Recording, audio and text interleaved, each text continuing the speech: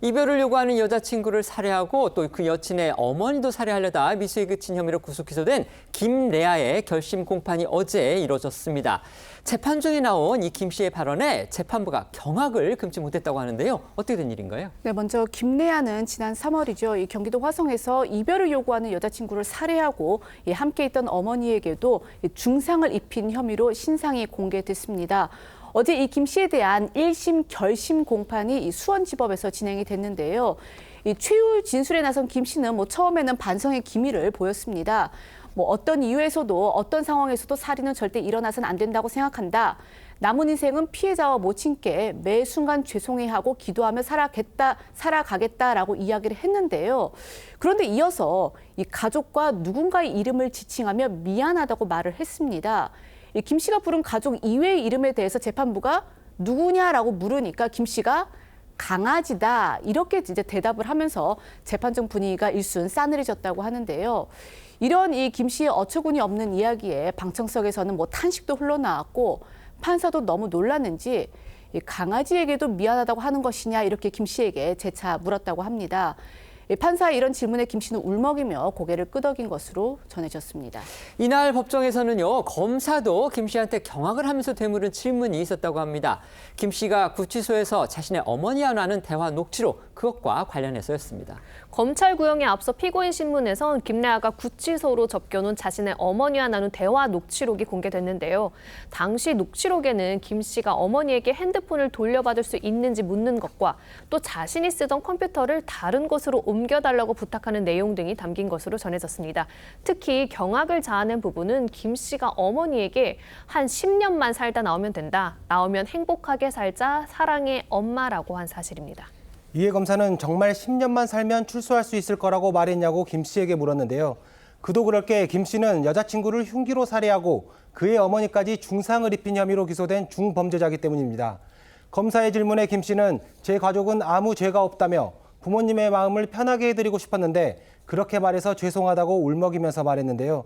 약 2시간 30분간 이뤄진 공판에서 피해자 가족들은 방청석에서 이런 김 씨를 지켜보며 두 손을 부들부들 떨었고 그저 눈물만 하염없이 흘렸다고 언론들이 전했습니다. 구치소 접견 녹취록을 본다면 김레아는 자신이 저지른 일이 얼마나 반인륜적인 중대범죄인지 전혀 인식하지 못하고 있는 게 아닌가 그런 생각이 듭니다.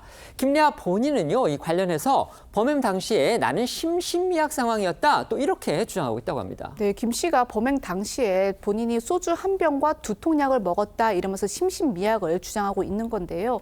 재판부가 이 당일 오전에 학교 수업을 두고서 술을 마신다는 게 이해가 되지 않는데 이 심신미약을 위한 허위 주장 아니냐라고 물으니까 김 씨가 그에 대해서 절대 아니라면서 본인이 두통이 심해지면 술과 2통약을 먹는다 이렇게 주장을 했습니다. 또 이 범행 동기를 묻는 검찰의 질문에는요, 스스로도 납득이 안 간다, 잘 모르겠다 이렇게 답을 했는데요. 그러면서 이 피해자의 모친이 흉기를 먼저 들고 있어서 빼앗기 위해서 양손을 다쳤으며 이후 기억은 정확하게 나지 않는다 또 이렇게 주장하기도 했습니다. 하지만 어제 법정에서 공개된 김 씨의 정신감정 결과에 따르면요. 김 씨는 심신미약이나 심신상실에 이르는 정신질환이 존재하지 않았고 판단력은 건자하였다 이렇게 사료된다고 소견이 나왔는데요. 검사는 재판부에 김 씨가 범행의 중대함과 참혹함을 깨닫지 못하고 있는 만큼 피고인에게 중형을 선고해달라며 무기징역 선고를 요청했고요. 김 씨에 대한 1심 선고는 다음 달 23일 이뤄질 예정입니다. 김레아의 저런 진술을 어떻게 들으셨습니까? 사실 심신미약을 주장한 부분도 그렇고 특히 어머니에게 10년만 살면 나오면 된다라는 취지의 이야기를 했다는 것인데 물론 그 이야기가 가해자의 가족들에게는 잘못이 없고 그래서 부모의 마음을 편케해주기 위함이었다라고 하더라도요. 김레아가 사실 재판에서 더 고려해야 될 것은 피해자와 피해자 가족들의 마음입니다. 사실 그렇게 따지자면 피해자의 가족들도 무슨 죄가 있겠습니까? 그렇기 때문에 그 마음들을 고려했다면 진지한 반성을 좀 더 보였어야 했고 아마 재판부로서는 진지한 반성이 있었냐 여부에 대해서 판단할 것이고 이렇다면 양형의 이런 부분들은 더 안 좋은 요소로 고려될 가능성 높아 보입니다. 네. 사실 뭐 저런 식의 것이 정상적인 상태에서는 우리가 이해할 수 없는 환경 아니겠어요? 그런 일인데 뭐 결국 이제 그 검사에서는 그 뭐 심신미약이나 심신상실 상태가 아니다 이렇게 얘기 나왔다고는 하지만 그 저희가 저걸 납득할 수 있는 수준은 그 전혀 아니라고 봅니다. 네네. 그래서 저런 일들에 대한 어떤 사회적 환경 뭐 이런 부분에 관해서 좀 지금부터라도 그 어떤 정신적인 부분 외에 그 좀 함께 뭔가 좀 개선해 나갈 방법 같은 걸 함께 모색하는 것이 필요한 시점이 아닌가 싶습니다. 네.